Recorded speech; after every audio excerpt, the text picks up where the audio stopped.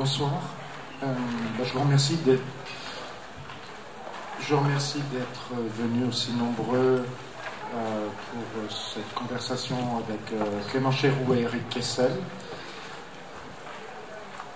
Je vais tout de suite présenter rapidement mes deux invités. D'abord Clément Chéroux, peut-on encore vous présenter, enfin ancien élève de l'école nationale supérieure, l'Arles. Vous avez été aussi à l'université Paris 8, vous êtes passé par le Getty Museum, vous avez fondé le laboratoire d'histoire visuelle contemporaine à l'HESS, vous êtes enseignant de l'histoire de la photographie à Paris 1, Paris 7, etc. C'est fini. Vous avez été, enfin, est-ce que vous êtes encore conservateur au Centre Pompidou? Et en décembre, vous partez au SF MoMA de San Francisco. Vous avez été commissaire de plusieurs expositions mémorables qui ont fait date à l'histoire de la photographie. J'en citerai trois. Mémoire des camps, autour de la photographie des camps de concentration et d'extermination. En 2001, l'hôtel de Sully. Le troisième œil, la photographie de l'occulte, qui a été une vraie révélation, qui a été une exposition qui a énormément tourné, me semble-t-il, ainsi que d'une exposition qui a fait date et qui a fait le point sur la photographie surréaliste, qui s'appelait La subversion des images en 2009. J'ai dit le principal. Il n'y a pas d'erreur, donc comme l'erreur est le sujet de notre rencontre, je n'ajouterai rien. J'ai la même difficulté pour présenter Erik Kessels. Vous êtes graphiste, publicitaire, collectionneur dans l'âme, commissaire d'exposition, artiste. Vous avez publié des dizaines de livres avec votre maison d'édition qui s'appelle Kessels Kramer, qui occupe maintenant une place essentielle en Europe. Et vous venez notamment de publier un livre chez Phaidon qui est l'objet d'une exposition ici que j'espère que tout le monde verra. Je vais tout de suite commencer par Erik. Vous avouez un amour sans borne pour la photographie trouvée, pour une photographie amateur. Comment est née cette passion?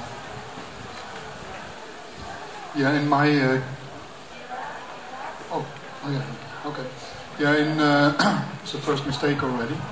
I'm not going to do it in French anyway, because then I will make a lot of mistakes. But no, I have a background as a graphic designer and art director, and working in this industry for quite a long time.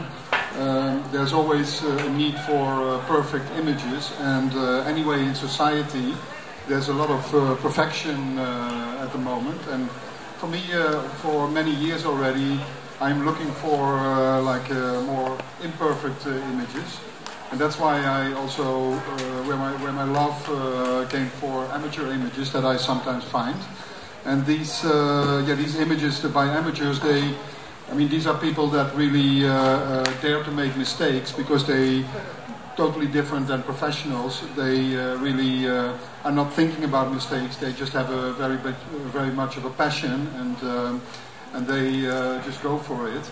And I think that for collecting those images and in combination with my profession, I always learned a lot because I think that professionals can learn a lot from amateurs. But then after that, my hobby became quite excessive because I started to collect a lot of found photographs, and not only on flea markets, also on internet, and because now the internet is more the big flea market for imagery almost. And then I started to make also exhibitions with that, and for me there was, because I'm not a photographer, I don't use a camera, I'm not a real I don't use the camera as a machine. I just use my eye, and that's why I'm also I felt always quite free with using those images in exhibitions and using them in different ways. Mais à quel moment cette collection d'images qui était une passion pour vous, vous en avez ressenti la nécessité d'en faire des livres comme Bangkok Beauty, Bombay Beauty, Dancing with Numbers. À quel moment cette idée de les rendre publics et non pas de les garder pour vous est venue? Yeah, I mean, that has also a lot to do because the images that I found, I mean, they were hidden in websites or hidden on flea markets. And, I mean, to take them out of its context and show it in an exhibition or show it in a book, then you displace those images, give a new context to it. And then you see, I felt that, or I saw also that was kind of working, because the first series of images I found were maybe 400 images of a Spanish woman on holiday, and her husband photographed her for 12 years, and she was in the beginning of those 12 years very prominent in the photograph. And then I saw the longer he photographed her, she became smaller and smaller in the image. And the last picture I found, she was very small in the image, and that showed also something like that. Two people photographing, you know, he photographed her, but slowly he got more interest for the background and for the surrounding, and maybe less in her, and it showed this kind of human behavior. But I had that series maybe for 2 or 3 years, and then somebody said, like, yes, you really have to do something with it, otherwise it stays in your drawer, and it's nice to show it to a broader public, and that's why I thought, like, okay, maybe I make kind of a novel-sized book of it, and let people just, I don't tell the story in there, but just let people get the story by looking at the images again and then making their own story. Les petits livres que vous avez publiés à partir de ces images trouvées ont rencontré un immense succès public.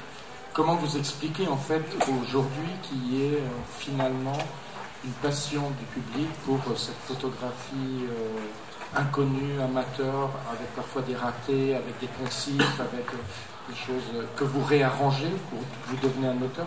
Donc, comment vous expliquez ce tournant en quelque sorte? I think that's a good question, because I think also that, I mean, funny enough, that has also to do with perfection and imperfection, because you see also with, for instance, in society, or in, for instance, even with vinyl, like, I mean, the CD was perfect in a way, and now more and more people are buying vinyl again, and because there is a kind of an imperfection in there, and people like to have also more tactile things again. And I mean, for instance, we can download any film that we like in a few seconds, but the cinema visits the last few years have never been that many, and so it's a change also in society, and that's also why I think that people now, I mean, the cameras on our phones are so perfect that we almost need an application to fuck up our own image again and to make it look very, very bad. And that's why, I mean, people also like kind of vintage images now with scratches, with. But for me, that's not so important myself. I'm looking more for the stories in a certain sequence of images. But I think, to answer your question, I think that the urge and the need for people to look at those images and embrace those images is just because of the imperfection in it and the realness in it, and I mean, imperfection gives also an authentic feeling, and that is something that people are looking for, and that they are being very they find that interesting. But it has to do with the fact that now, I mean, sometimes your image that you take with your phone is even better on your phone than in reality, you know, because the light, they're so good with light and with darkness, and I mean, that is just something strange that happens. So we are now at the highest point of photography almost. I mean, better than the phone on your camera can almost not be. I mean, there are some cameras that are very even better, but I mean, we are in a renaissance of photography now. I mean, there's so much and so perfect, and so that it takes also other people to change that and to make find different ways again. Clément, vous êtes d'accord avec cette analyse? Ou est-ce qu'on peut voir aussi dans cette passion, on viendra sur d'autres sujets après, sur cette passion pour la photo amateur, une forme de nostalgie, comme il est esquisse aussi, ou une réaction à la perfection voulue par la société? En fait, si tu me permets, je voudrais d'abord commencer par une anecdote. Parce que Damien m'a demandé de parler en français puisque l'auditoire est essentiellement français, donc on va sûrement à un moment dialoguer. Mais je voulais rappeler une anecdote de cet écrivain argentin extraordinaire qui s'appelle Luis Borges, qui adorait que ses livres soient traduits parce qu'il disait à chaque fois que les traducteurs rajoutaient des erreurs dans ses livres et qu'il aimait particulièrement la beauté de ces erreurs. Et je me souviens en particulier d'une année à Arles, d'un colloque très sérieux qui avait lieu à l'École nationale de la photographie, un petit peu plus haut, et d'une conférence passionnante qui avait été faite sur, vous savez, ce physiologiste Étienne Jules Marais qui décomposait le mouvement de l'homme. Et pendant toute la conférence, le traducteur, alors je pense que c'était pas vous, madame, pendant toute la conférence, le traducteur avait traduit Marais, Étienne Jules Marais, par Man Ray. Et donc ça avait donné une conférence absolument surréaliste qui illustrait parfaitement cette fécondité des erreurs. On avait tout d'un coup découvert un nouveau photographe. Alors, personnellement, moi je m'intéresse beaucoup aussi aux erreurs. J'avais publié il y a quelques années un tout petit livre qui s'appelait Photographie, F-A-U-T-O-Graphie, qui était un jeu de mots de Malgré précisément sur cette question de l'erreur en photographie. Moi j'ai découvert en fait les erreurs en dépouillant la presse amateur de la fin du 19e siècle et du début du 20e siècle, et notamment des rubriques qui étaient destinées aux amateurs où on leur disait comment éviter de faire des erreurs, comment éviter d'avoir son ombre qui apparaît dans le bas de l'image, comment éviter de faire des flous, comment éviter de... Enfin voilà, toutes ces choses, comment surtout ne pas se mettre face au soleil pour réaliser des images, ne pas faire des contre-jours. Et dans ces petites rubriques qui étaient absolument courantes dans la presse amateur à la fin du 19e siècle, il y avait tout d'un coup tout un répertoire de formes qui se dessinait et dont j'étais troublé par la ressemblance de ce répertoire de formes avec celui des avant-gardes des années 20 et 30. Comme si toutes les erreurs d'hier étaient devenues toutes les propositions esthétiques des artistes modernes.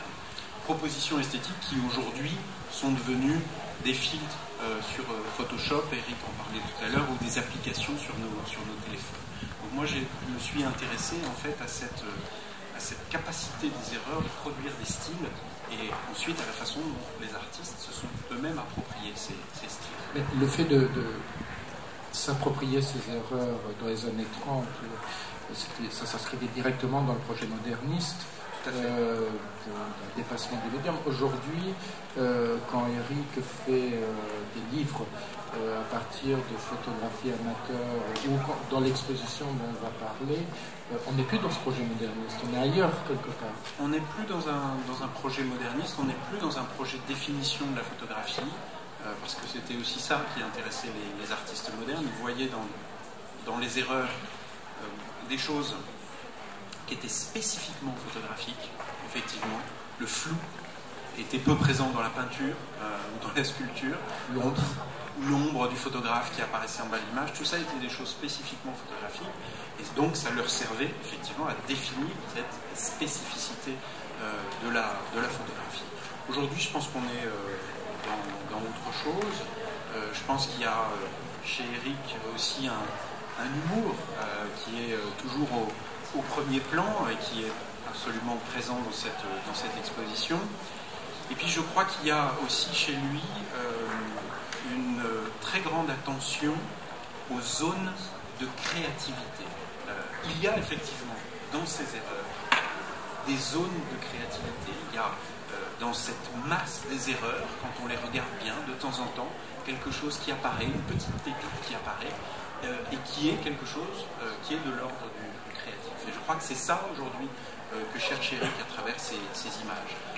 Il est, je dirais, un peu comme un chercheur d'or qui se trouverait dans la rivière avec son tamis. Et il tamise la rivière, et puis de temps en temps, il en sort une petite pépite. Et il se dit, tiens, regardez, cette pépite-là, il y a quelque chose qui parle à tout le monde, qui nous parle à nous, qui parle aux artistes. Et de cette pépite, il y a quelque chose à tirer. Pardon, encore une dernière petite chose, parce que ça me fait souvent penser à une phrase de Paul Éluard que je cite tout le temps. Alors peut-être vous l'avez déjà entendu, mais je l'aime tellement que je ne peux pas m'empêcher de la redire. Paul Éluard, qui était un grand collectionneur de cartes postales, qui est une autre forme de petite photographie, de photographie vernaculaire, on appelle ça comme on veut, et qui collectionnait passionnément, compulsivement ces cartes postales, disait de ces cartes postales, et je pense qu'on peut dire la même chose aujourd'hui des erreurs, ce n'est pas de l'art, tout juste de la petite monnaie, tout juste de la petite monnaie de l'art, mais qui donne parfois l'idée de l'or. Et je crois que c'est exactement ça. Ces erreurs, ces ratages, c'est des petites pépites qui nous donnent l'idée de ce que peut être l'or. Erik, est-ce que finalement en regardant l'exposition que vous avez organisée et en lisant le livre qui en est tiré, est-ce qu'il n'y a pas, vous ne constatez pas aussi une abolition complète de cette vieille hiérarchie qu'il y avait entre artistes, professionnels et amateurs? C'est-à-dire que finalement on voit aujourd'hui surgir dans ce bain continu de photos des choses qui n'appartiennent, on ne sait pas si ce sont des artistes, des professionnels ou des amateurs qui les ont faites. Et finalement, est-ce que ça a vraiment de l'importance de faire cette distinction? Yeah, I think that, in the exhibition, the Fabulous Failures, there I look for, specifically for photographers and artists that are specifically looking for this mistake. The book that I wrote is not about that you have to learn from your mistakes, but it's more that you, perfection is not a very interesting starting point for an artist or for a photographer. A photography medium is anyway already perfect, but bring us where we have to be. They make no mistakes, the computers are perfect, and so for artists, they need to also make a disruption, and they make to look for a different entry and different ways of doing this. So for them to deliberately go for a mistake or deliberately find a wrong way or a wrong direction, that is an interesting thing. So in the exhibition there are like 17 artists who I think from all kinds of different areas. Some are more sculptors, some are more classical street photographers, and some work more with serendipity. But all of these, they have kind of deliberately looking for that mistake and embracing it. And so in a way, that is some of them have made the work already in the 70s.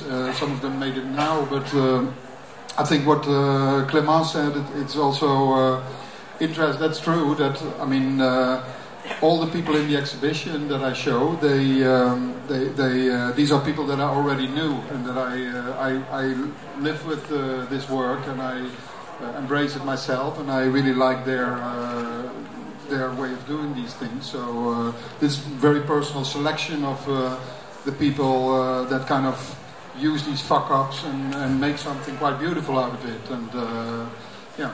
Clément?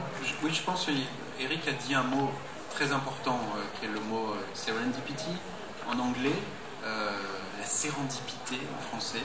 Alors il y a quelques années dans le livre dont on parlait tout à l'heure, j'avais essayé de réintroduire cette notion-là avec un chapitre qui s'appelait de la sérendipité en photographie. C'était un terme qui m'avait fasciné. J'ai même envisagé à une époque de fonder une association de personnes qui voudraient réintroduire ce mot sérendipité dans la langue française, parce que je trouve qu'on ne l'utilise pas assez.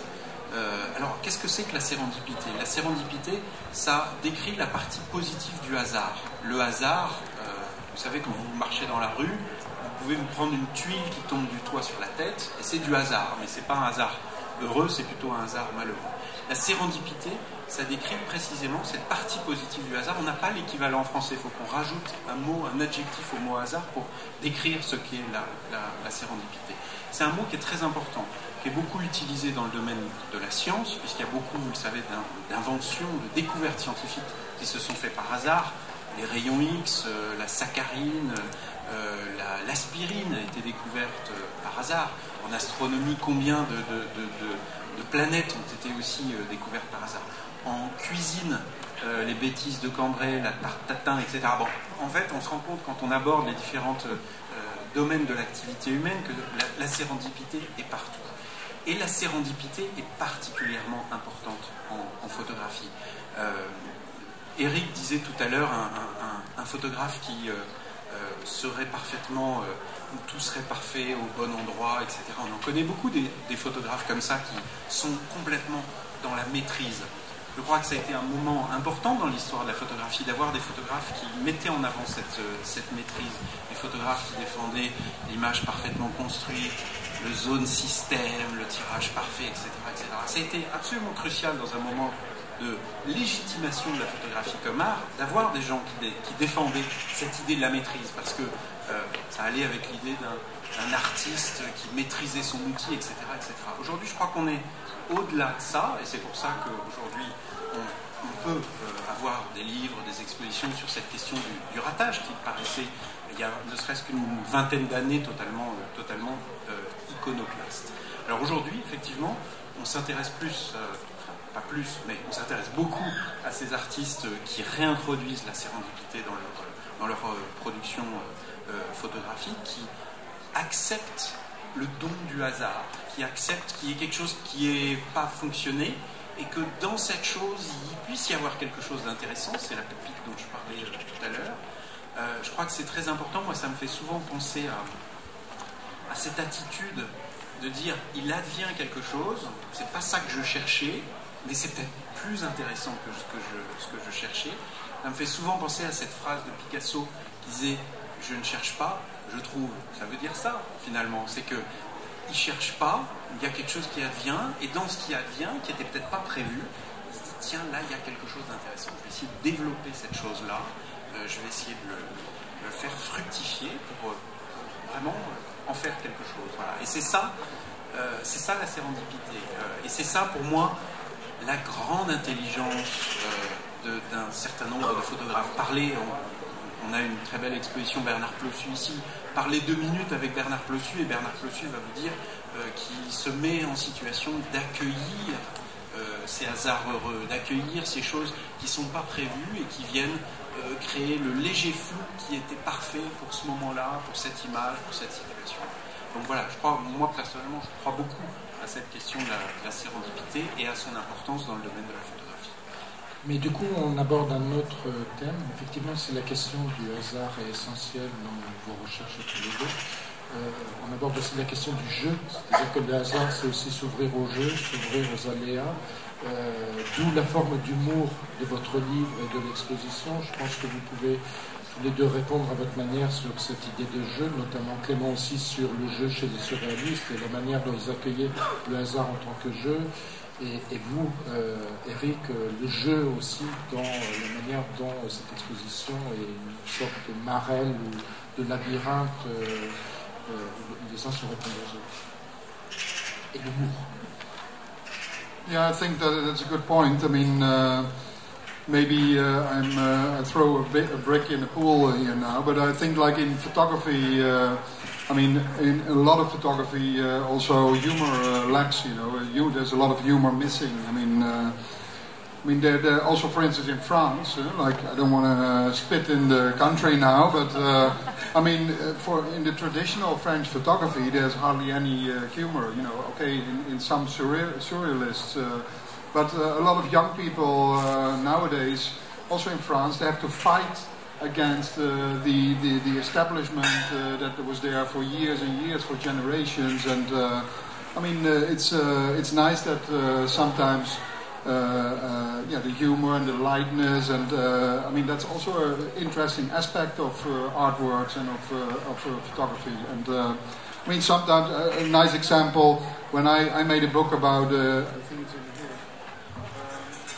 I made once. I found like a series of photographs on a flea market, which is, I mean, when I wouldn't have picked up the album, nobody would have seen it. But it was like it's one of the funniest things I've ever seen, because it's a family that is almost kind of fighting against one of the biggest mysteries in photography, and so that is how to shoot my black dog.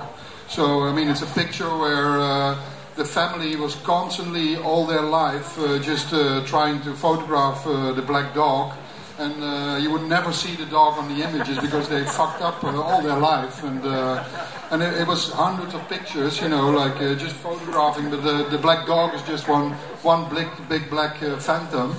I mean, how funny is this, you know, like, and then the interesting thing was that in the end of the album, they got probably so frustrated that they would never see their lovely dog, that they started to experiment with the with the photo camera, and they totally overexposed the image. So then there was one image where you saw the dog, but the rest of the image was totally bleached out. And but that shows that, I mean, for me, it's not about these images because they are shit and they're not good. But they are total, I mean, they're worse than amateur images. But it shows that there is a certain frustration, certain solution, there's humor in it, there's...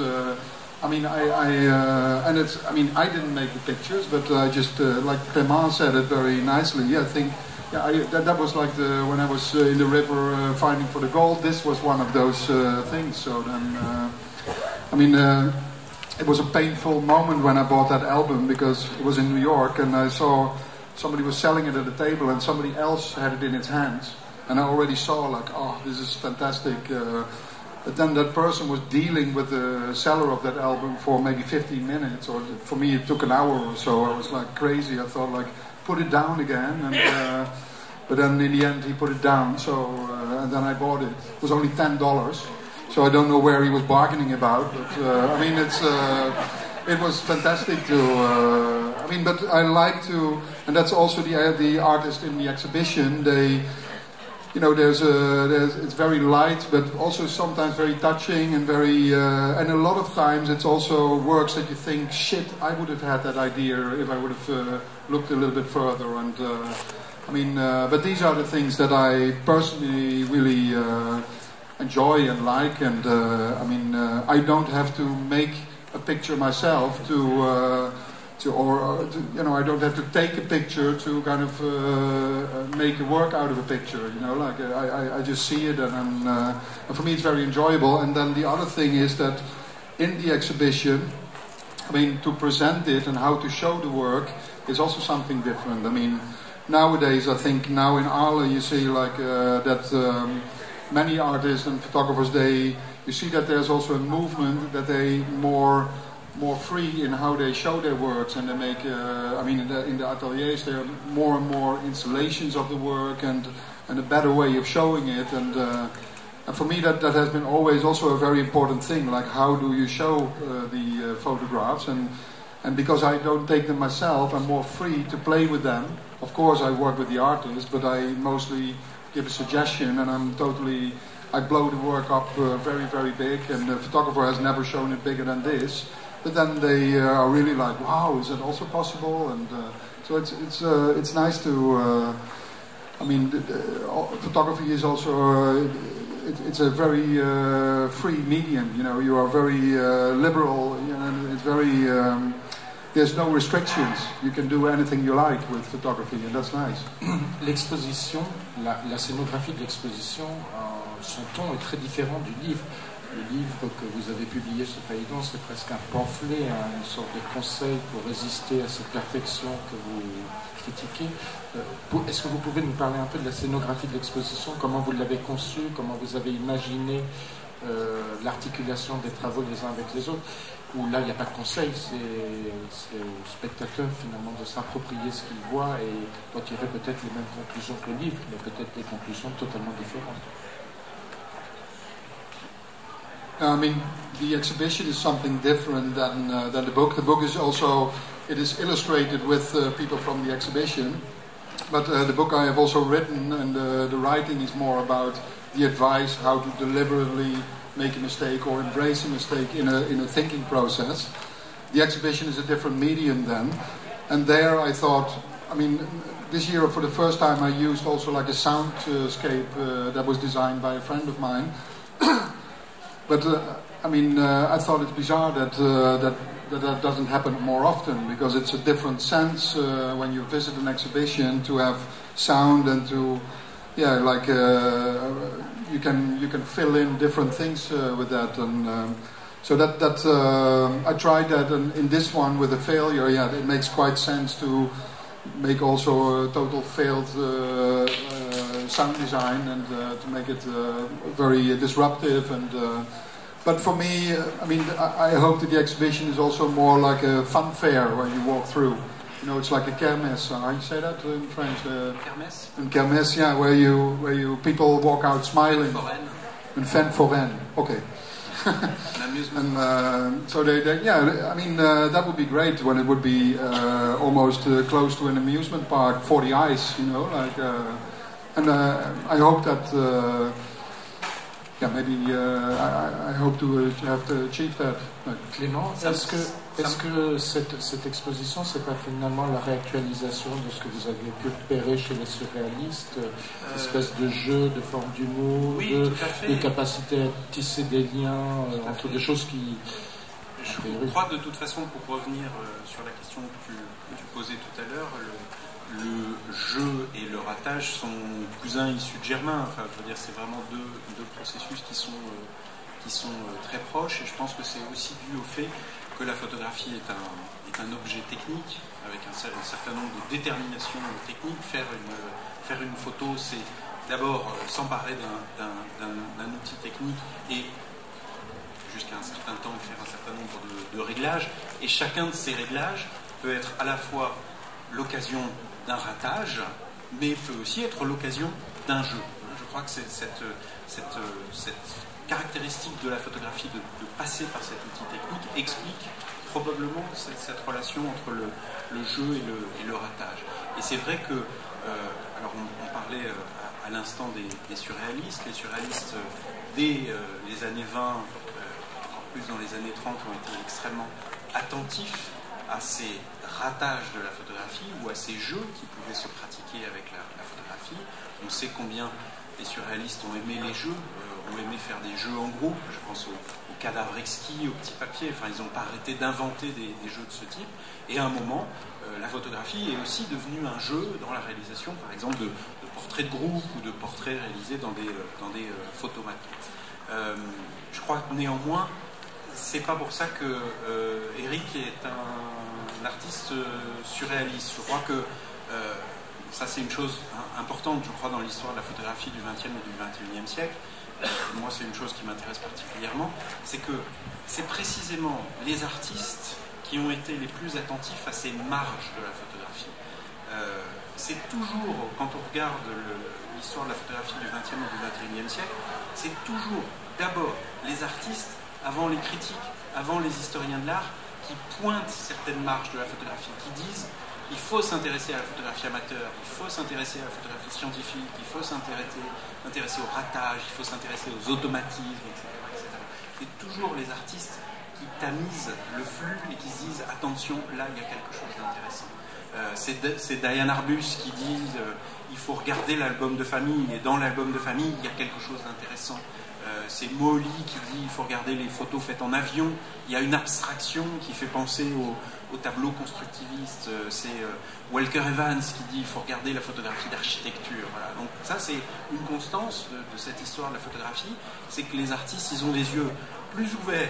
Je ne devrais pas dire ça, parce que ça diminue l'importance des commissaires, des historiens, des critiques, mais souvent on peut constater ce phénomène, que ce sont les artistes qui voient les choses, qui voient ce que j'appelais tout à l'heure ces zones de créativité, ces zones d'inventivité, qui se disent attention, là il y a quelque chose. Et Erik s'inscrit parfaitement dans cette généalogie.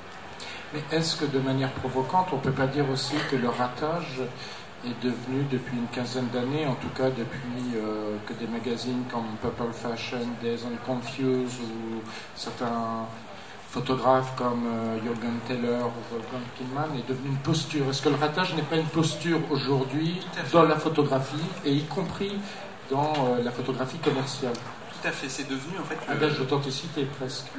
Tout à fait, le ratage est même devenu une recette pour certains. Maintenant, ça fait plus dynamique, plus branché, plus jeune d'introduire les yeux rouges dans sa photo, etc., etc. Donc c'est clairement devenu une recette.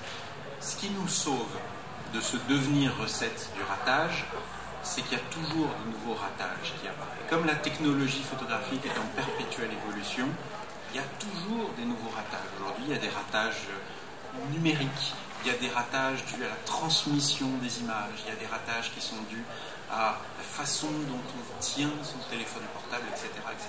Donc là-dessus, moi, j'ai pas d'inquiétude.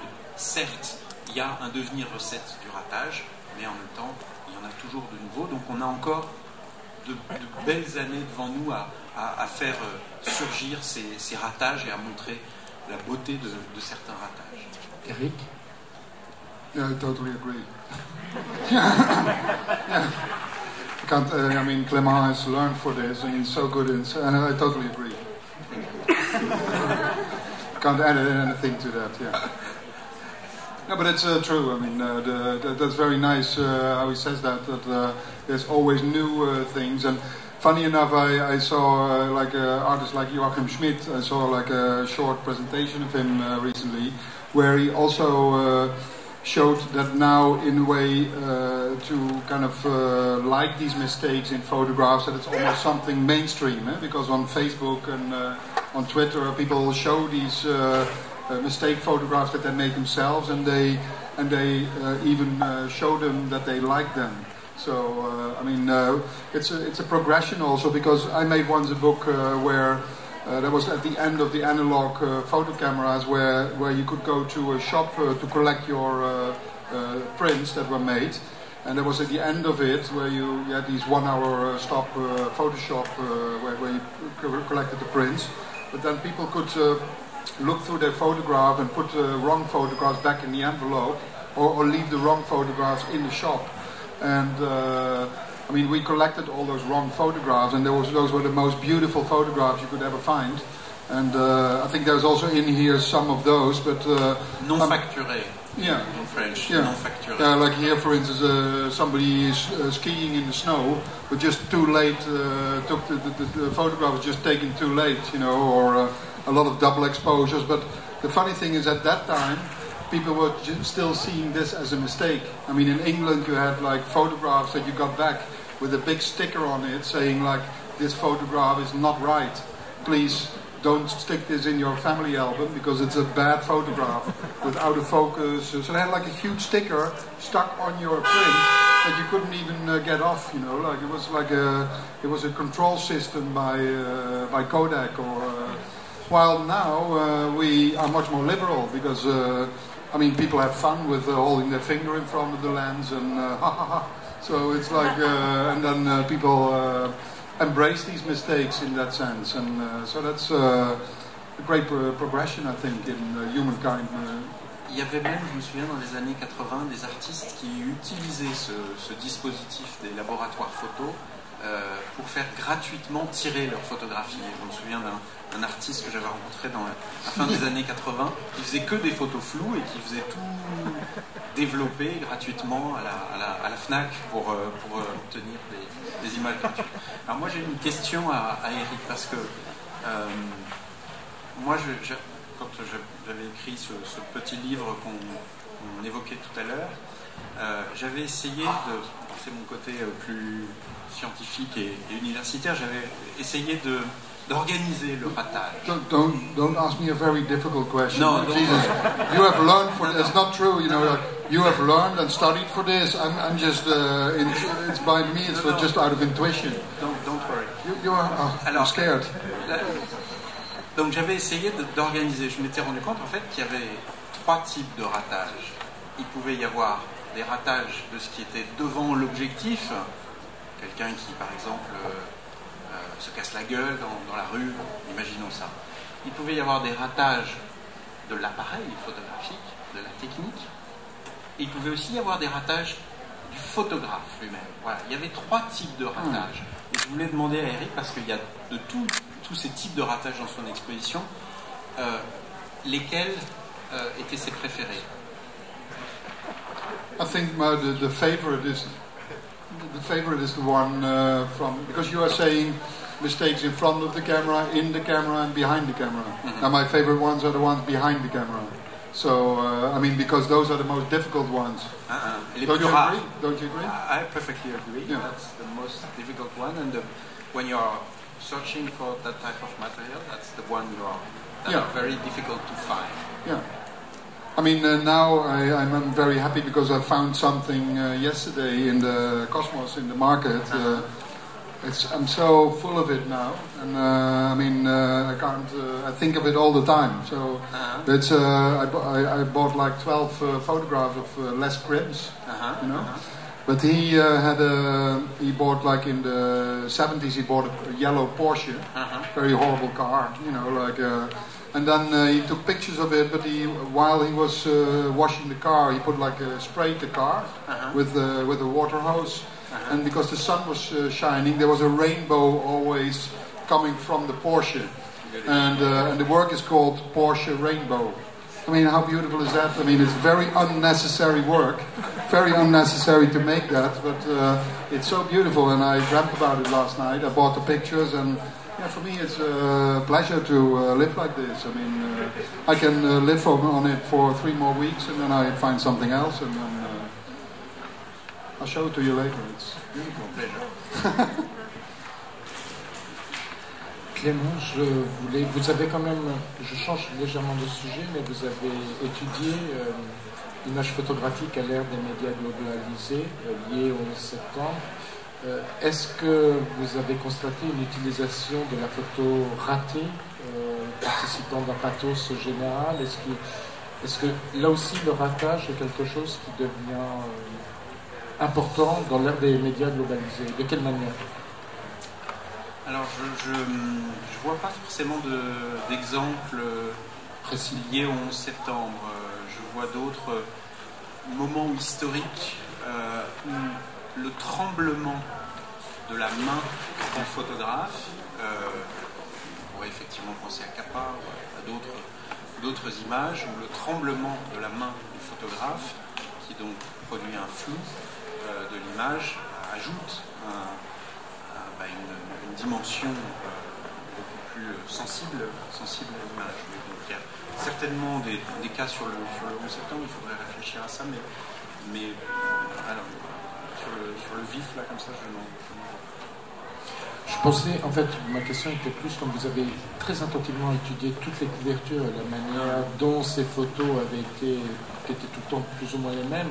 Du coup, vous êtes sans doute longuement interrogé sur le choix de quelle photo et de quelle manière. Et c'est pas forcément les photos les plus objectives qui avaient été choisies à ce moment-là. Non, là, pas forcément les plus ratées non plus. Non, là, en l'occurrence, c'était plutôt des photos assez réussies, qui avaient toujours une symbolique très forte, un nuage de fumée, un avion rentrant dans une tour. Donc, je crois qu'on est là dans un autre régime visuel.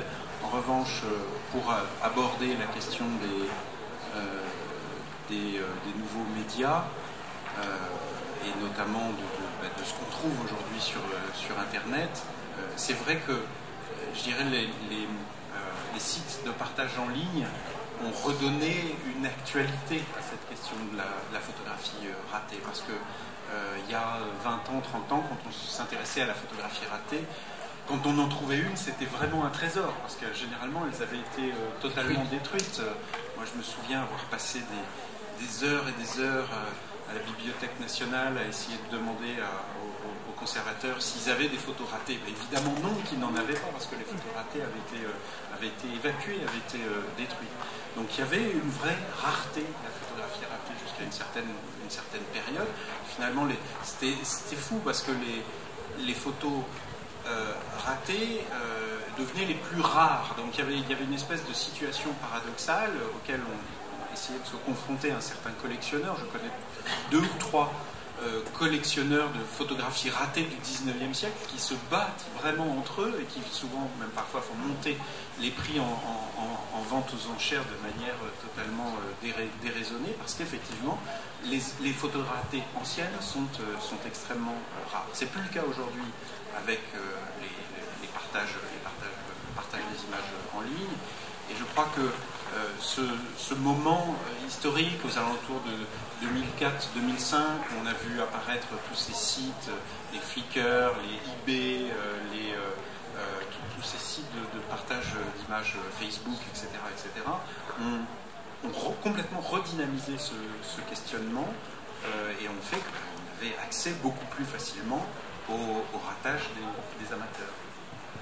En même temps, une photo ratée d'hier n'est pas une photo ratée d'aujourd'hui. Vous citez cet exemple célèbre de l'Arctique, où son l'icône de l'Arctique, c'est une photo qu'il considérait comme ratée pendant très longtemps. Tout à fait, cette fameuse photographie d'une voiture qui passe à toute allure, qui au moment où elle est réalisée, dans les années 1910, je ne me souviens plus exactement la date, 11 ou 12, lui apparaît comme une photo ratée parce que la voiture est floue, et qui va retrouver des décennies plus tard.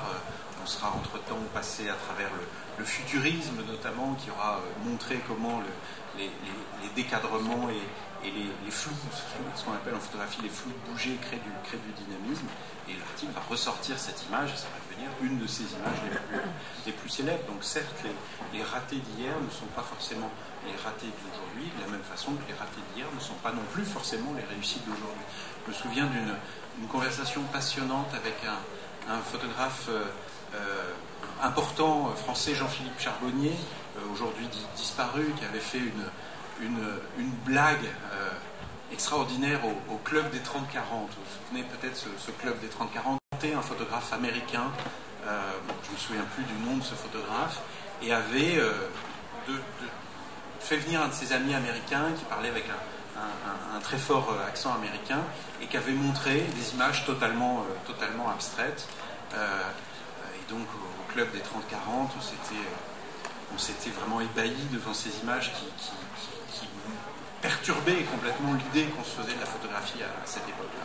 Et à la séance suivante du club des 30-40, Charbonnier avait avoué à ses amis qu'en fait c'était un ami ce photographe américain était un de ses amis de passage à Paris, qu'il n'était absolument pas photographe, et en fait qu'il leur avait présenté ces amorces de films, vous savez, ces premières photos qu'on prend quand on embobine l'appareil. Il y en a quelques-unes d'ailleurs dans l'exposition d'Erik. C'est une sorte de marronnier du ratage photographique, et à ce moment-là, ça avait évidemment fait scandale au club des 30-40. Charbonnier, qui était d'ailleurs extrêmement fin sur cette question de la photographie ratée, et qui disait, et là ça peut permettre de préciser un peu la discussion qu'on a, Charbonnier qui disait il ne suffit pas qu'une photo soit ratée pour qu'elle soit bonne. Voilà. C'est-à-dire qu'il ne faudrait pas, avec toutes ces photos ratées, penser que toutes les photos ratées sont bonnes. Non, on est vraiment, je reviens à cette parabole du tamis dans la rivière qui cherche les pépites d'or. Évidemment, toutes les photos ratées ne sont pas des chefs-d'œuvre. C'est une sur 1000, une sur 10 000, une sur 100 000. Il faut effectivement tamiser le flux pour voir apparaître ces images intéressantes. Erik, je voulais vous demander, c'est tous ces petits livres que vous publiez avec des photographies trouvées, qui ne sont pas forcément ratées, moi s'en faut, je tiens à préciser. Est-ce que ce n'est pas une manière de ressusciter des images et de rajouter à ce bain visuel général de nouvelles images? Est-ce qu'il ne faudrait pas les laisser mourir, ces images, et dans une avalanche, une montagne d'images qui nous tombent dessus, ne pas essayer d'en ressusciter encore et encore? I mean, if you like to miss out on the stories of them, then you let them die away. But I mean, the idea is that these are more the golden nuggets, and those are the ones that people haven't seen, and the story hasn't been told yet. So that is, I think, also important to shift from the clutter of other images. Of course, I mean, now for years and years already, we live in a total overload of images, of course, I agree. I mean, we see more images before lunch nowadays than somebody in the 18th century saw in his whole lifetime. I mean, that also does something to our brain. But in a way, every normal person is already kind of an editor nowadays. I mean, you living in this world now, you have to be an editor. You have to choose what you have to hear, what you like to hear. You have to choose what you have to read, what you have to see, what kind of picture you have to see. So, I mean, much more than ever, people become editors themselves. And everyday editor, you have to... and it's interesting what that does to people. And I think some artists are more super editors, because they really go deeper and deeper, and they really take it. And yeah, that is something of this time, you know, like where. I mean, it's also a good thing because I mean nowadays just taking very nice pictures of landscapes with a beautiful tree in it is not enough anymore.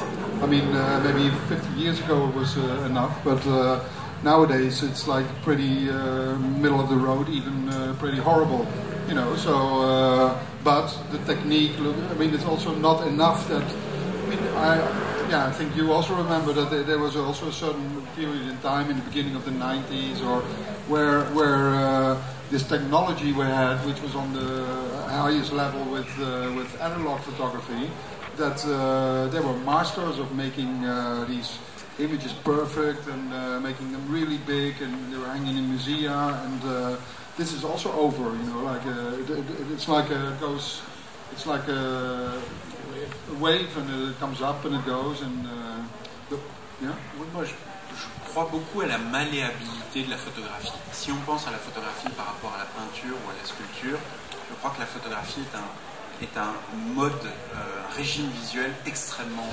malléable. Une peinture, encore plus une sculpture, ça se déplace pas facilement. Une photographie, ça se tire en plusieurs exemplaires, ça se réduit, ça s'agrandit. Aujourd'hui, ça s'envoie à la vitesse de la lumière à l'autre bout du monde. Donc je crois que cette malléabilité est une des grandes qualités de la photographie. Et c'est ça qui fait, à mon avis, que ça ne meurt pas. Il y a des images qui étaient ratées hier, qui peuvent se retrouver dans une exposition Rencontres d'Arles aujourd'hui, et qui peuvent redevenir des ratages demain, que certaines œuvres des artistes vont être encensées aujourd'hui, et dans 10 ans, 20 ans, on dira c'est pompier, ou c'est dépassé, ou ça n'a plus aucune valeur. Ça, c'est vraiment la malléabilité de la photographie. La photographie est passionnante pour ça. Elle est perpétuellement en mouvement. Il y a toujours voilà, on la transforme, on la change. Elle ne va pas avoir le même statut dans le même temps ou dans le même lieu. Et ça, ni dans le même réseau culturel, etc., etc. Donc ça, je pense que, enfin, pour moi, c'est une des grandes qualités de la photographie qui me fait penser qu'il y a encore beaucoup de richesses à découvrir ou à réinventer en permanence. On va peut-être passer aux questions dans le public, si certaines personnes en ont. Aucune question? It's a big mistake. It's a big mistake. If there's no questions. But you had also a last question, or not? Like No, it's okay. With the death. Yeah, but do you think... But that's a good point. Il y a une question là-bas. Il y a une question. Je me promenais dans l'exposition de Winogrand et je voyais ces grandes planches contact d'un photographe qui est un grand professionnel, qui est admiré de longue date. Et finalement, quand je regardais le pourcentage de photos que lui sélectionnait, je me disais qu'il faisait également, en vous entendant, énormément d'erreurs. Et donc, est-ce que finalement, l'erreur n'est pas finalement l'essence même du processus créatif, mais qu'elle est simplement un peu plus visible à travers la photographie, parce qu'on est dans la quantité, dans le mécanique, et aussi parce que le rapport au temps est différent, donc on ne peut pas corriger. La seule manière de corriger, c'est de refaire. Et de refaire de manière visible, alors que dans le cadre, par exemple, d'une peinture, on peut remettre une couche, et ça ne se verra pas finalement. Moi, je pense clairement que tout artiste fait des erreurs. Je dirais peut-être que les erreurs des photographes sont plus intéressantes que les erreurs des peintres. Parce qu'il y a cette dimension technique, il y a une chose que j'aime beaucoup du paysagiste Gilles Clément. Excusez-moi, je fais un détour là, mais ça me semble important dans la discussion. Gilles Clément, quand il parle des jardins qu'il fait, il parle d'une signature partagée. Il dit, moi je crée le jardin, mais je ne crée pas le jardin tout seul, je crée le jardin avec la nature. Donc je partage la signature de ce jardin avec la nature elle-même. C'est exactement la même chose avec la photographie. Je crois que les grands photographes, ceux qui ont compté, c'est des gens qui ont accepté qu'il y avait une signature partagée. non pas à 2, mais à 3, partagés avec le réel qu'ils avaient devant eux, partagés avec l'outil technique qu'ils employaient et avec eux-mêmes. Et là, vous voyez que tout de suite, on agrandit le nombre des signatures. Donc plus on agrandit le nombre des signatures, plus on agrandit aussi le nombre des erreurs. C'est ça qui est génial avec la photographie. C'est qu'en fait, il y a des erreurs à chaque point de rue avec la photographie. Peut-être plus que dans n'importe quel autre médium. Et il y a en plus, vous l'avez dit, il y a aussi toujours de la quantité avec la photographie. Là où un peintre, dans sa vie, va peut-être, je sais pas, l'œuvre d'un Bonnard ou quelque chose comme ça va être plusieurs milliers de travaux. Un photographe, c'est tout de suite plusieurs centaines de milliers de photographies. Donc avec la photographie vient immédiatement la quantité. Et avec la quantité vient aussi le ratage, vous l'avez précisé.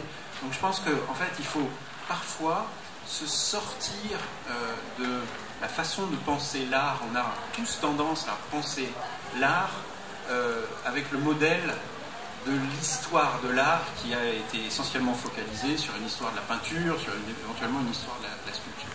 Avec la photographie et avec des hiérarchies qui sont celles effectivement du génie créateur, de celui qui met du temps à faire son œuvre, le métier, etc. etc. Bon. La photographie, en fait, elle est venue faire exploser toutes ces idées-là, qui viennent souvent de la Renaissance. Elle a introduit des choses qui ne cadrent pas avec cette définition qu'on avait de l'art. Elle a introduit l'instantanéité. Vous imaginez, depuis la Renaissance, on disait l'artiste, c'est celui qui passe des heures, des heures et des heures et des heures à suer sang et eau pour faire son œuvre. Et on nous dit tout d'un coup, un photographe, il peut faire une œuvre en 1/125e de seconde. Vous imaginez le choc que ça introduit dans les choses. La quantité, on nous disait, le génie il crée rarement, il fait très peu d'œuvres. La photographie, elle a fait exploser ça. Donc en fait, on se rend compte, quand on étudie cette relation de la photographie avec l'art, que la photographie, elle est venue saper d'une certaine manière, elle est venue subvertir tout ce qui définissait ce qu'on appelait le génie, l'artiste, l'art, etc., etc. Donc je pense que très souvent, il faut prendre les choses à rebours et ça nous permet d'accepter la quantité, d'accepter le ratage, d'accepter ces choses-là comme des choses qui nous donnent des nouvelles pistes de création. Maybe I can add one thing to that. It's also a metaphor of a garden, but I think because also where you talk about a little bit is that, I mean, what I find often nowadays is that a lot of photographers, especially, they are only in their front garden. You know, the front garden is a place where you show your finished work. A lot of people pass there. They like, they see everything in front of your house, and it's perfect. And it's while a lot of people should go much more back to their back garden, because the back garden is a place where there's a fence around it. You can make mistakes. You walk around naked. Everybody, you can come up with your ideas, and then when you have your idea, and when it has a roots in the back garden, where it's mostly a mess in the back garden and nobody sees it, then you walk through the house and bring it to the front garden, and then you have the work. But that's exactly what you say. I think that a lot of painters and artists, sculptors, they are in the back garden and bring it to the front garden, while photography is such an immediate medium that, I mean, you have to think before you, there's also, you have to make an idea before you, and a lot of people, they just stay in their front garden and make the picture there and then show it there, and that's it. So, there was a question there, right? Yeah. Hello, I have questions for Erik Kessels, and it's about, we talk about, should I stand up? No. Yeah, can you stand up? Yeah, it's nice. Okay, we talk about making mistake. It's a very common thing now. We're taking photos with mobile phone. Can you also say it in English, or? I'm joking. No, it's fine. Excuse me? No, it's good. Okay, about the issue that professional photographers now starting to make photos with the mobile phones and posting on Instagram or on other social networks like Facebook and so. Especially there are Damien Winter and Louis, Yeah, like they documenting the war in Afghanistan and Iraq with the iPhones and post on Instagram and so on. And where is the photo, where it's like is follow the concept of making mistakes to make the photos look more authentic and more original. But on the other side, it's quite deep about the truth about how, because as a photojournalist you have to show the truth, no, not the truth, but you should be the observer and not like being in the sand and trying to imitating the photo, like what the photo would make. Yeah. So what is the question then? Yeah, so now comes the question. What's the idea about it? Because it's like imitating, it's like an imitation to make mistake. For me, you mean, or for? In world photojournalism or so. I mean, no, I think that that's, oh, sorry. No, I mean, I think it's a good point what you made, but I mean, we are talking also here about. I mean, I don't think a photojournalist should reporting a war somewhere. Maybe he should not make a mistake in his photograph. Maybe that's not so good. I mean, also a taxi driver or a doctor should maybe not make a mistake. But I mean, we are talking more about, like how do you call that? More in contemporary photography or in contemporary artist or. I mean, that is, or I also really like the word what you said, and I think that's also what I always really like is like the fringe, the fringe of a certain photography world. People that are in, I mean, the reportage photographer and the documentary photographers, those are the ones that keep on going and they make their work and that has also a certain purpose. I don't know if we talk about a different kind of photography in a way. I don't know if you have. Non, je pense qu'on revient à ce qu'on évoquait tout à l'heure. C'est vrai qu'il y a aujourd'hui certains photojournalistes qui peuvent utiliser le tremblé ou certains filtres qui sont proposés par certaines applications pour donner l'illusion qu'ils sont plus proches de leur sujet, qu'ils se différencie d'une propagande officielle. Voilà, donc effectivement, on a des cas, on le voit dans la photographie de presse ces dernières années, de photographes qui utilisent le tremblé, qui utilisent les filtres, qui utilisent les effets type Instagram et autres, pour donner, Instagram, ça donne le sentiment que c'est fait au téléphone portable, donc on est vraiment avec les soldats, on vit, on partage tout avec eux. Voilà, donc ça, c'est effectivement des choses qui sont utilisées ces dernières années, mais qui font partie de ces recettes, de ces trucs, de ces petits, de ces little tricks qui sont utilisés par les photographes. Là, peut-être. Clément, tu penses que c'est une mode ou que c'est un appauvrissement Non, je pense que c'est un usage courant de la photographie. Il faut l'analyser, il faut le comprendre, mais c'est un registre assez courant qui a été utilisé extrêmement tôt dans l'histoire de la photographie. On parlait de Capa tout à l'heure, des photographies tremblées qui étaient devenues les images emblématiques du département.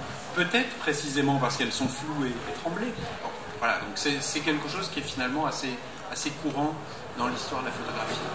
Je crois que là, on est plus sur un autre type de questionnement, qui n'est pas l'utilisation du ratage comme une recette, qui est plutôt l'utilisation du ratage, le regard que les artistes, les historiens, les critiques portent sur le ratage comme un lieu où il y a de l'inventivité, où il y a des choses qui nous intéressent parce qu'elles produisent des choses qu'on ne voit pas ailleurs. Voilà, je crois qu'on est plutôt là-dessus dans cette discussion.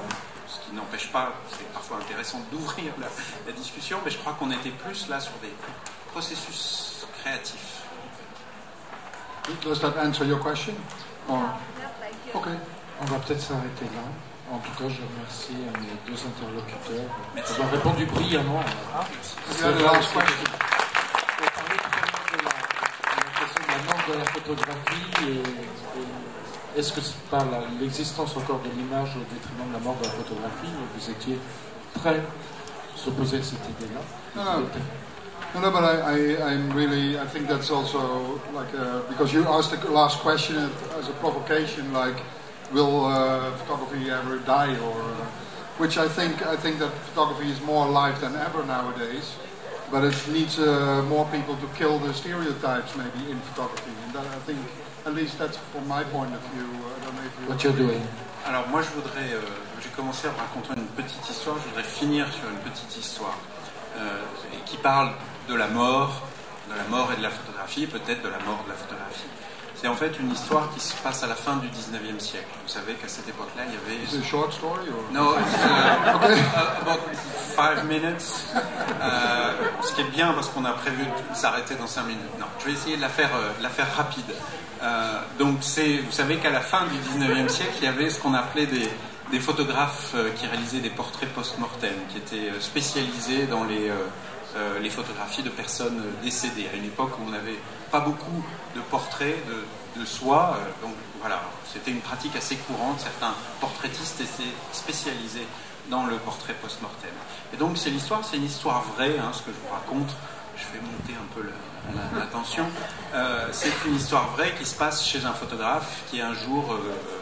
on vient sonner à sa porte pour réaliser un portrait post-mortem et on lui annonce qu'une jeune fille d'une bonne famille de la grande maison à côté vient de décéder et donc il faut absolument qu'il vienne pour réaliser cette image. Donc il prend son matériel, il y va, il arrive dans la maison, la famille est là, recueillie, tout le monde est extrêmement triste, les gens pleurent, etc., etc. On lui indique la chambre mortuaire où repose cette jeune fille, dans un grand linceul blanc, sur un grand lit, magnifique jeune fille dans la fleur de l'âge, je passe les détails. Donc il s'installe au pied du lit, il installe son trépied, il pose son appareil. À ce moment-là, le temps de pause est assez long, on est à la fin du 19e siècle, il se dit j'en ai pour 5 minutes, il enlève son bouchon. Pendant ce temps, il va serrer les mains, prodiguer quelques condoléances et amabilité à la famille. Il revient au bout de 5 minutes, il ferme son objectif et il revient dans son atelier pour développer sa photographie.